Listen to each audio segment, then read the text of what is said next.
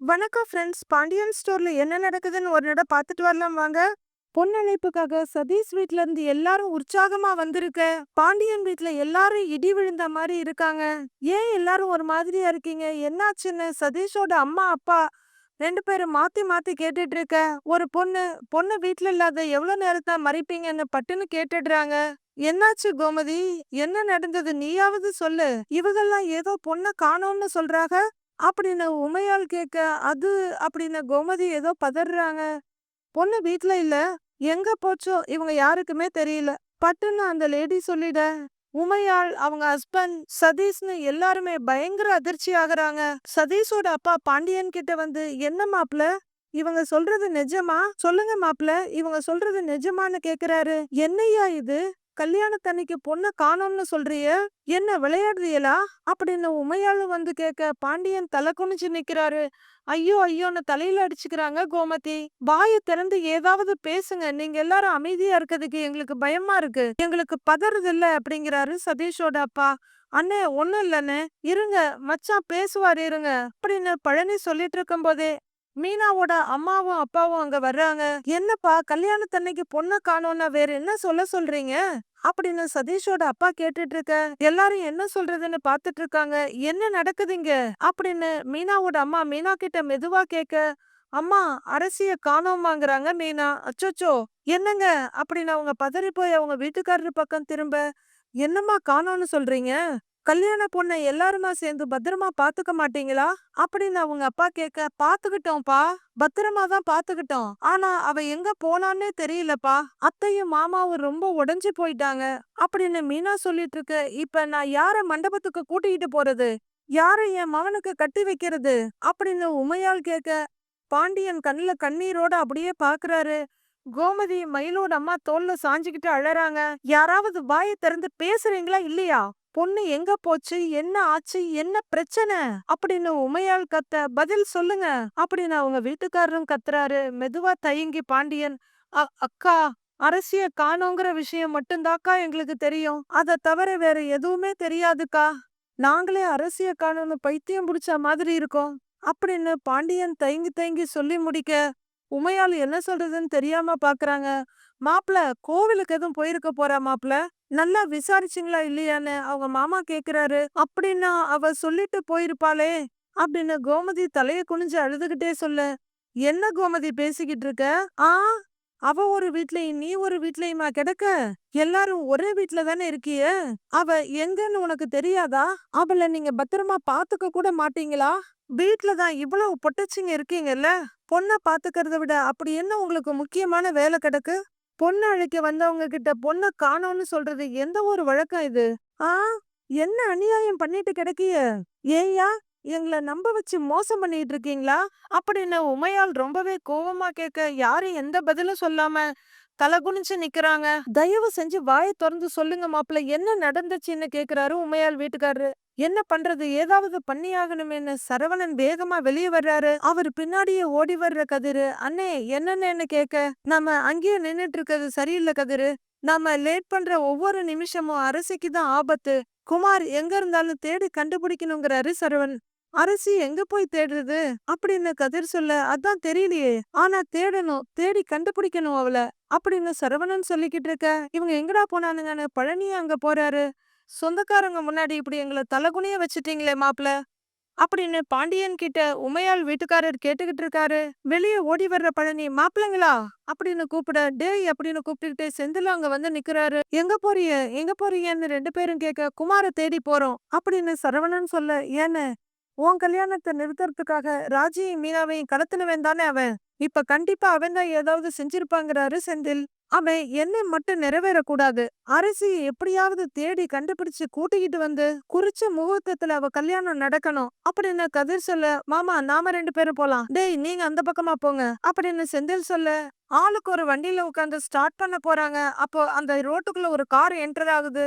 Car ஸ்டைலா ஒரு half circle அடிச்சு நிக்க, அப்பல என்னது அது, யார் வந்திருக்கா அப்படின்னு கேட்டுக்கிட்டே பழனி கீழே இறங்க. மத்தவங்களும் பாத்துக்கிட்டு இருக்காங்க. எல்லாரும் ஒருத்தர் ஒருத்தர் பாத்துக்கிட்டு நிக்க, டிரைவிங் சீட்ல கதவை திறந்துட்டு குமரவேல் கீழே இறங்குறாரு. அவரு ரொம்பவே ஜாலியா இறங்கி கையில சாவிய சுத்திக்கிட்டே நடக்க பாத்துட்டு இருந்த 4 பேரும் வெறி புடிச்ச வேங்க மாதிரி என்னடா அது என்னடா பண்ணிட்டு இருக்கிற அப்படின்னு குமரவேல் மேல பாயறாங்க. 4 பேரும் அவரை புடிச்சு இந்த பக்கம் அந்த பக்கமா இழுத்து அரசு எங்கடா அரசு எங்க சொல்லுடா அரசு எங்க அப்படின்னு கேட்டுக்கிட்டே அடி வெளுக்க ஆரம்பிக்கிறாங்க. அட வாய திறந்து சொல்லியா கல்லூலி மங்கனாட்டம் நின்னுட்டு இருக்கிற அப்படின்னு கடுப்பாயி கேட்டுட்டு இருக்காரு சதீஷோட அப்பா பாண்டியன் கிட்ட. அண்ணே நிறுத்துங்க அண்ணே, மச்சான் குமரவேல் வந்துட்டான் அப்படின்னு பழனி சொல்ல யாரு குமரவேலுங்கிறாங்க உமையாள். குமரவேல் கூட அரசு இருக்காளா அப்படின்னு கோமதி கேட்க உமையாலும் அவங்க வீட்டுக்காரரும் புரியாம கோமதிய பாக்குறாங்க. அவன் கூட ஏன் அரசு இருக்கணும் அப்படின்னு உமையாள் கேட்க பாண்டியன் அப்படியே நொந்து போய் கோமதிய பாக்குறாரு. கோமதி ஐயையோ வாய விட்டுட்டோமான்னு நொந்து போய் நிக்கிறாங்க. உமையால அவங்க வீட்டுக்காரரும் ஆராய்ச்சியா கோவமா இவங்கள பாக்குறாங்க. அடிச்சுக்கிற சத்தம் ரொம்பவே வேகமாக வீட்டுக்குள்ள இருந்து எல்லாரும் வெளியே ஓடி வர்றாங்க. ஓடி வர்ற பாண்டியன் இவங்கள விலக்கி விட இந்த பக்கம் முத்துவேல் சக்திவேல் வடிவு மாறி பாட்டி எல்லாரும் ஓடி வந்து விலக்கி விடுறாங்க. சக்திவேலுக்கு பயங்கரமா கோவம் வந்துருது. என்னடா நினைச்சிட்டு இருக்கீங்க, எதுக்குடா என் பையன் மேல கை வச்சிட்டு இருக்கீங்க, இன்னொரு தடவை கைய வச்சீங்க உங்க குடும்பத்தையே அடியோட அழிச்சிருவேன் அப்படின்னு கத்திக்கிட்டு இருக்க. இங்க பாருங்க என் பிள்ளைய எதுவும் பண்ணிடாதீங்க அப்படின்னு மாறி கையெடுத்து கும்பிடுறாங்க. டேய் எங்கடா அவ அப்படின்னு கதிர் கேட்க ச்சே அப்படிங்கிற மாதிரி குமரவேல் பாத்துக்கிட்டு இருக்க. இங்க என்னதான் நடக்குது அப்படின்னு உமையால் கேட்டுட்டு இருக்காங்க. டேய் பெண் பாவம் பொல்லாததுடா, ஒரு பொண்ணோட வாழ்க்கைய கெடுத்தா நீ நல்லாவே இருக்க மாட்ட. எங்கடா என் பொண்ணு சொல்லுடா, எங்கடா என் பொண்ணு அப்படின்னு ஒரே பதட்டமா கேக்குறாங்க கோமதி. ஓய் உன் பொண்ணு எங்கன்னு என் பையனுக்கு எப்படி தெரியும்? உன் பொண்ணு தானே, அவளும் உன்னை மாதிரி ஓடுகாலியா தான் இருப்பா, எவன் கூடயாச்சும் ஓடி போயிருப்பா அப்படின்னு சக்திவேல் அசால்ட்டா சொல்ல எல்லாருமே பயங்கர கோவத்தோட அவரை பாக்குறாங்க. ஒரு பொம்பளை புள்ளைய ஒழுங்கா பார்த்து வளர்க்கறதுக்கு துப்பு இல்ல, அங்க இருந்து வந்து ஏன் பையன் மேல கைய வைக்கிறான், சொல்லி வை உன் பசங்கள்ட்ட, கைய கால உடைச்சு போட்டுருவேன் பாத்துக்கன்னு சக்திவேல் கத்துறாரு. ஏய் நீ வாய மூடு, நீ பேசாத, ஏய் எங்கடா என் பொண்ணு, எங்க என் பொண்ணுன்னு கோமதி குமரவேல பார்த்து கத்துறாங்க. குமரவேல் ஒன்னும் சொல்லாம அமைதியாவே நின்னுட்டு இருக்க. மறுபடியும் இந்த பசங்க 3 பேரும் பாஞ்சு அடிக்க போறாங்க. சக்திவேல் முத்துவேல் எல்லாருமே அவங்கள பிரிச்சு விட்டுட்டு இருக்காங்க. டேய் நிறுத்துங்க நிறுத்துங்க அப்படின்னு குமரவேல் கத்த எல்லாரும் கொஞ்சம் தள்ளி போய் நிக்கிறாங்க. எதுக்கு அடிக்கிறீங்க, பதில் சொல்ல விடாம அடிச்சுக்கிட்டே இருந்தா என்ன அர்த்தம், அரசிய நான் எதுவுமே பண்ணல அப்படின்னு சொல்லிட முடியாது, வேணும்னா இப்படி சொல்லலாம் அப்படின்னு குமரவேல் சொல்ல இவன் என்னடா சொல்றான்ற மாதிரி புரியாம வெறுப்பும் திகைப்புமா பாக்குறாங்க எல்லாரும். சொல்ல போனா நான் அரசிக்கு நல்லதுதான் பண்ணிருக்கேன், அரசிக்கு மட்டும் இல்ல உங்க ஒட்டுமொத்த குடும்பத்துக்குமே நான் நல்லதுதான் பண்ணிருக்கேன், அரசிக்கு பிடிக்காத கல்யாணத்தை நீங்க ஏற்பாடு பண்ணிருக்கீங்க அப்படின்னு குமரவேல் சொல்லிட்டு இருக்க. எல்லாரும் அதிர்ச்சியும் திகைப்புமா பாத்துக்கிட்டு இருக்க. பிடிக்காத கல்யாணமா அப்படின்னு உமையால் கேக்குறாங்க. அவங்களுக்கு எதுவுமே புரியல. அப்படின்னு யார் சொன்னது அப்படின்னு ராஜி கேட்க அவளே தான் சொன்னா, நேத்து ராத்திரி நலங்கு முடிஞ்ச கையோட அவ எனக்கு போன் பண்ணா, என்ன பாக்கணும்னு சொன்னா, நான் முடியவே முடியாதுன்னுட்டு உன்னை பாக்கலாம் விருப்பம் இல்லைன்னு நான் சொல்லிட்டேன், ஆனா அவ கேட்கவே இல்ல, நான் எவ்வளவோ சொல்லியும் நான் இருக்கிற இடத்துக்கே அவ வந்துட்டா அப்படின்னு குமரவேல் ஜாலியா அள்ளி விட்டுட்டு போக. டேய் பொய் சொல்லாதடான்னு கத்துறாரு சரவணன். ஏய் நான் உண்மையதான் சொல்றேன் அப்படின்னு குமார் சொல்ல. டேய் டேய் குமாரு, நீ சொல்ற பொய்யெல்லாம் அந்த கடவுளுக்கு கூட அடுக்காதுடா அப்படின்னு பழனி சொல்ல. கடவுள் மேல சத்தியம் பண்ணி சொல்றேன் சித்தப்பா, நான் இருக்கிற இடத்துக்கு அவளே தான் என்ன பார்க்க வந்தா அப்படின்னு குமரவேல் சொல்ல. ஒண்ணுமே புரியாம சதீஷும் பாக்குறாரு. நீ இல்லாம இருக்கவே முடியாது, வாழ்ந்தா உன் கூட தான் வாழ்வேன்னு என்னென்னமோ சொல்றா அப்படின்னு குமரவேல் சொல்ல. சதீஷ் மீனா எல்லாருமே ரொம்பவே அதிர்ச்சியா பாக்குறாங்க. ஏய் சும்மா நடிக்காதடா, கதை விடாத, என் தங்கச்சி ஒரு காலமும் அப்படி சொல்ல மாட்டா, உண்மையை சொல்லுடா அப்படின்னு கத்தர செந்தில் பாஞ்சு போய் அடிக்க கதிரும் சரவணனும் இதுல சேர்ந்துக்கிறாங்க. மறுபடியும் எல்லாரும் பிடிச்சு விட ஓய் அப்படின்னு கத்துறாரு சக்திவேல். தம்பி விடுங்க தம்பி, அதான் அவன் பேசுறான்ல, என்ன பேசுறான் ஏது பேசுறான் அவன் சொல்றத கொஞ்சம் கேளுங்க அப்படின்னு மாறி சொல்ல.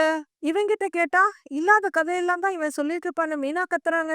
அதானே, இவன் எங்க வீட்டு பொண்ணை பத்தி தப்பா பேசுவான், இவனை பேச விட்டுட்டு வேடிக்கை பார்க்கணுமா, நல்ல கதையா இருக்கேங்கிறாங்க பாக்யம். ஹலோ கொஞ்சம் வாய மூடுங்கன்ற மாதிரி சைகை பண்ற சக்திவேல். உங்க வீட்டு பொண்ணு ஒழுங்கதான் என் பையன் பொட்டு பொட்டு வைக்கிறானல்ல, சொல்றத கேளுங்க அப்புறமா பேசுங்க. டேய் நீ சொல்லுடாங்கிறாரு சக்திவேல். ஏன் கூட தான் இருப்பேன்னு கதறி கதறி அழுதா அப்படின்னு குமரவேல் அளந்து விட்டு இருக்க. நம்பருதா இல்லையான்னு பாண்டியன் பார்த்துட்டு தலை குனிச்சு நிக்கிறாரு. இல்லம்மா உன் வீட்டுல மாப்பிள்ள பாத்துட்டாங்க, கஷ்டமோ நஷ்டமோ நீ அவன் கூட தான் வாழணும்னு சொன்னேன், ஆனா அவ கேட்கவே இல்லன்னு குமரவேல் சொல்லிட்டு இருக்க. ஏய் நிறுத்துடா அப்படின்னு கோமதி முன்னாடி வந்து பலார்னு ஒரு அறை விடுறாங்க. நீ பாட்டுக்கு வாய்க்கு வந்ததெல்லாம் பேசிக்கிட்டு இருக்க. நீ சொல்ற மாதிரி எல்லாம் அரசி பேசி இருக்கவே மாட்டா. அப்படியெல்லாம் ஒண்ணு நான் என் பொண்ண வளர்க்கலடா அப்படின்னு கோமதி கத்த. சத்தியமா நான் சொல்றதுதான் நடந்துச்சு அப்படின்னு குமரவேல் சொல்ல, அதுக்கெல்லாம் வாய்ப்பே இல்லங்கறாங்க மீனா. அரசி அப்படிப்பட்ட ஆளும் கிடையாது அப்படின்னு மீனா சொல்ல, எனக்கு அவளை பத்தி நல்லா தெரியும், நீதான் பொய் சொல்றங்கறாங்க ராஜி. ஏங்க, எந்த கோவில்ல வேணாலும் சத்தியம் பண்ண நான் தயாரா இருக்கேன் அப்படின்னு குமரவேல் சொல்ல, அதுவரையிலும் அமைதியா இருந்த பாண்டியன், ஏய் நிறுத்துடா, இங்க பாருடா, உன்கிட்ட என் பொண்ணு தெரிஞ்சோ தெரியாமலோ பழகிடுச்சு. ஆனா அது தப்புன்னு சொல்லி என்னைக்கு அந்த பிள்ளைக்கு வேற ஒரு மாப்பிள்ள பார்க்க ஆரம்பிச்சேனோ அன்னைக்கே உன்னை தூக்கி எரிஞ்சிருச்சு அப்படின்னு பாண்டியன் கத்த. அட்ரா சக்கா நானா? அப்ப இவன் கூட பழகுறான்னு தெரிஞ்சுதான் உன் பொண்ணை என் பையனுக்கு கட்டி வைக்கலான்னு பாத்தியா அப்படின்னு உமையால் கோவமா வந்து கேட்க, அண்ணி அது வந்து இல்ல அண்ணி அப்படின்னு கோமதி சொல்லிட்டு இருக்க. மொத தடவை உன் பொண்ணை என் பையனுக்கு கேட்டு வந்தப்ப நீ என்ன சொன்ன? என்னையா சொன்ன? படிப்பு முடியிற வரைக்கும் கல்யாணத்தை பத்தி யோசிக்கவே மாட்டேன்னு சொன்னேன்ன. அப்புறம் நீயா வந்து கல்யாணத்தை வச்சுக்கலான்னு சொன்னல. அப்பவே என் வீட்டுக்காரரு சந்தேகப்பட்டாரு அப்படின்னு உமையால் சொல்லிட்டு இருக்க. ஏண்டி, நான் சொன்னதை நீ காது கொடுத்து கூட கேட்கலையே. கிணறு வெட்ட பூதம் கிளம்பின கதையா? இப்பதானே ஒவ்வொரு விஷயமா வெளியே வருது அப்படின்னு அவங்க வீட்டுக்காரர் கத்திட்டு இருக்க. உனக்கு கேவலமா இல்லையா பாண்டியா அப்படின்னு உமையால் கேட்க. அதிர்ந்து தவிச்சு போற பாண்டியன், அக்கா ஏதோ திட்டம் போட்டு பண்ணிட்டு இருக்காங்கக்கா, அதான் இப்ப சிக்கிட்டான்ல, கொஞ்ச நேரத்துல என்ன உண்மை என்ன ஏதுன்னு எல்லாம் தெரிஞ்சு போயிரும். அக்கா நான் சொன்ன நம்புக்கா, அரசிக்கும் மாப்பிள்ளைக்கும் நம்ம பேசி வச்ச மாதிரி கல்யாணம் நல்லபடியா நடக்கும்க்கா அப்படின்னு பாண்டியன் சொல்ல, சதீஷ் ஒரு மாதிரியா அதிர்ச்சியா பாக்குறாரு. கல்யாணமா? உன் மவளுக்கும் என் மவனுக்கும் கல்யாணமா? எவனோ ஒருத்தன் கூட உன் மவ ஓடி போவா அப்படின்னு உமையால் பேசிட்டு இருக்க. பாண்டியனும் கோமதியும் அதிர்ச்சியில கண்ணீரோடு நிக்க, சக்திவேல் ஜாலியா என்ஜாய் பண்ணி பாத்துட்டு இருக்காரு. அவளை வீட்டுக்கு கூட்டிட்டு வந்து என் மவனுக்கு கல்யாணம் பண்ணி வைப்பேன்னு சொல்ற, நாங்களும் ஈன்னு இழிச்சுக்கிட்டு சரின்னு சொல்லணுமா? என் மவனுக்கு என்ன வேற பொண்ணே கிடைக்காதுன்னு நினைச்சுக்கிட்டு இருக்கியா அப்படின்னு உமையால் கத்திட்டு இருக்க. இவன் அரசி வாழ்க்கையை அழிக்கணும்னு கங்கணம் கட்டிட்டு இருக்கிறான். வாயில பந்ததெல்லாம் சொல்லிட்டு இருக்கிறான். டேய் இப்பவே சொல்டா, இடையில மாட்டிட்டு இருக்கிறது ஒரு பொண்ணோட வாழ்க்கடா. அண்ணே நீங்களாவது சொல்லுங்கண்ணே, மரியாதையா அவங்க உண்மையை சொல்ல சொல்லுங்கண்ணே முத்துவேல பார்த்து கேக்குறாரு பழனி. டேய் என்ன நடந்துச்சுன்னு அவர் கேட்க, குமாருக்கு லைட்டா பயம் வருது. என்னன்னு கேக்குறாங்கல்லடா, உண்மையை சொல்லுடா அப்படின்னு முத்துவேல் கேட்க, பெரியப்பா நான் உண்மையதான் சொல்றேன் பெரியப்பா, அரசியதான் என்ன தேடி வந்தா, திரும்ப போகவே மாட்டேன்னு சொன்னா, கட்டி புடிச்சு ஒரு அழுக அப்படின்னு குமரவேல் அளந்துகிட்டு இருக்க. கோமதியும் பாண்டியனும் அழுகையோட தலை குனிஞ்சு நிக்கிறாங்க. படிச்சு படிச்சு சொன்னேன், கிளம்பி போன்னு சொன்னேன், அவளை கேட்கவே இல்ல. அது மட்டும் இல்லாம ராத்திரி பூரா என் கூடவே தான் இருந்தா அப்படின்னு குமரவேல் சொல்ல, பாண்டியன் ஃபேமிலியில இருக்க எல்லாரோட முகமும் வெள்ளை வெளியர்னு பேயறிஞ்ச மாதிரி அதிர்ச்சியிலையும் பயத்திலையும் உறைஞ்சு போயிடுது. டேய் பொறுக்கி, ராத்திரி பூரா உன் கூட இருந்தான்னு சொன்னேன்ல, இப்ப அவ எங்கன்னு மீனா கேக்குறாங்க. எங்கடா அவ? எங்கடா வச்சிருக்க அரசிய சொல்லுடான்னு பழனியும் வெறி பிடிச்ச மாதிரி கத்துறாரு. ஏய் நீ சொல்ற கட்டுக்கதையெல்லாம் நம்புறதுக்கு வேற ஆளை பாருடா, என்னவா இருந்தாலும் அரசி சொல்லட்டும், அப்புறமா நாங்க நம்புறோம்னு கத்துறாரு செந்தில். ஒழுங்கு மரியாதையா சொல்லுடா, எங்கடா அவ அப்படின்னு கதிரும் கேட்க. டேய் சொல்லுடா, கேக்குறாங்கல்ல அவங்க அப்படின்னு முத்துவேலும் சொல்ல. டேய் சொல்லுடா எங்கடா அவன்னு பழனியும் கத்துறாரு. இருங்க இருங்க, யாரும் பயப்படாதீங்க, அவ ஏன் கூட தான் இருக்கா, அதோ அந்த கார்ல தான் இருக்கா அப்படின்னு குமரவேல் கைய காட்ட. எல்லாரும் அதிர்ச்சியா அங்கேயும் அங்கேயுமா பாக்குறாங்க. கார்லயா அப்படின்னு கதிர் அதிர்ச்சியோட கேட்க, வரவே மாட்டேன்னு சொன்னவள, ஏன் கூட தான் இருப்பேன்னு சொன்னவள நான் தான் சமாதானப்படுத்தி கூட்டிட்டு வந்திருக்கேன், இருங்க நான் போய் அரசிய கூட்டிக்கிட்டு வர்றேன் அப்படிங்கிற குமரவேல் தென்னாவட்டா நடந்து போய் மெதுவா கார் கதவு திறக்க. எல்லாரும் மூச்சை புடிச்சிட்டு அங்கேயே பாத்துட்டு இருக்க. அதுல அரசி உட்கார்ந்துருக்காங்க. அரசி பயத்தோட திரும்பிட்டு குமரவேல பாக்க, வா அரசி வெளியே வா அப்படின்னு ரொம்பவே பாசமா கூப்பிட, அரசி மெதுவா காரை விட்டு இறங்கி நிக்க, அங்க இருக்கவங்க அடைஞ்ச அதிர்ச்சிக்கு அளவே இல்லாம பாக்குறாங்க. மாப்பிள்ள சதீஷ் ஏதோ சொல்ல வந்துட்டு அவரால பேசக்கூட முடியல. ஒரு கட்டத்துல கோமதி மயக்கமாய் கீழே விழ போக மயிலும் ராஜி அவங்கள தாங்கி பிடிச்சுக்கிறாங்க. வந்துட்டோம் அரசி, நான் சொன்ன மாதிரியே உன்னை கூட்டிட்டு வந்துட்டேன் பாத்தியா, உங்க வீட்டு ஆளுங்க யாருமே என்ன நம்பவே மாட்டேங்கிறாங்க, ஏதோ நான் தப்பு பண்ண மாதிரி என்னைய திட்டுறாங்க, என்னை அடிக்க வர்றாங்க, வா வந்து என்ன நடந்துச்சுன்னு அவங்க எல்லாருக்கும் சொல்லு அப்படின்னு ரொம்பவே உருக்கமா பேசுற குமரவேல் கொஞ்சம் பக்கத்துல வந்து வாய மூடிட்டு, என்னடி என்ன சொல்ல போற? இனிமே நீ என்ன சொன்னாலும் உனக்கு ஆப்புதான். இதுக்கு மேல நீ ஒண்ணுமே சொல்ல முடியாது அப்படின்னு எரிச்சலா சொல்லிட்டு, அரசி வா அரசி, நமக்காக தான் நிக்கிறாங்க வா வா அப்படின்னு ரொம்ப பிரியமா கூப்பிட்டுட்டு இருக்காரு. அரசி அப்படியே ஒவ்வொரு எட்டா எடுத்து முன்னாடி வர பாண்டியன் ஃபேமிலி மொத்தமும் ஒரு ஒரு ஸ்டெப்பா பின்னாடி போறாங்க பயத்தோடையும் பதட்டத்தோடையும். இப்பவாவது நான் சொல்றத நம்புறீங்களா? நான் தான் வேணும்னு சொன்ன உங்க பொண்ண, என்ன கட்டி புடிச்சு அழுத உங்க பொண்ண, என் கூட ராத்திரியெல்லாம் இருந்த உங்க பொண்ண நான் கூட்டிட்டு வந்துட்டேன். பத்திரமா கூட்டிட்டு வந்து நிப்பாட்டி இருக்கேன். நான் நல்லவன்னு உங்களுக்கு எல்லாருக்கும் நிரூபிச்சுட்டேன்ல இப்போ அப்படின்னு குமரவேல் சொல்ல, அவர ஒரு பார்வை பாக்குறாங்க அரசி. அவரும் அரசியோட கண்ண ரொம்பவே நக்கலா பாக்குறாரு.